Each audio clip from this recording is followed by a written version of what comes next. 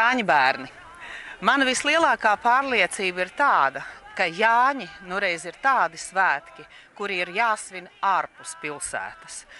Jo mums 21. gadsimtā dzīvojošiem ir ļoti svarīgi nepazaudēt šo saikni ar dabu.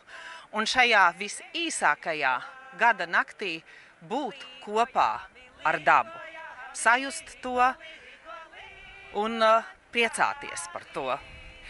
Bet ja nu jums tāda vai citāda iemesla dēļ nav iespēja izbraukt no Rīgas Jāņu vakarā, tad es aicinu jūs nākt uz Dzeguškalnu, jo Dzeguškalns tā nu reiz ir Rīgas zaļā vieta, un tie nu reiz ir Rīgas zaļie Jāņi.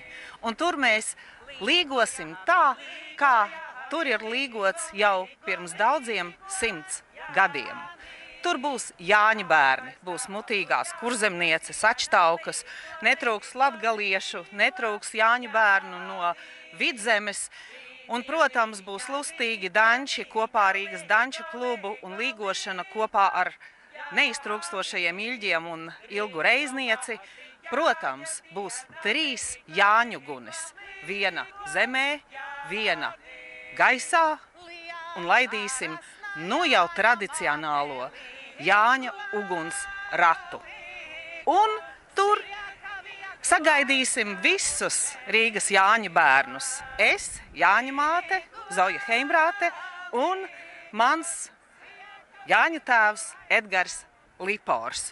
Nāca Jāņa māte līgo, līgo, Jāņa dienā atnākuse līgo, līgo, līgo, Jāņa dienā atnākuse līgo.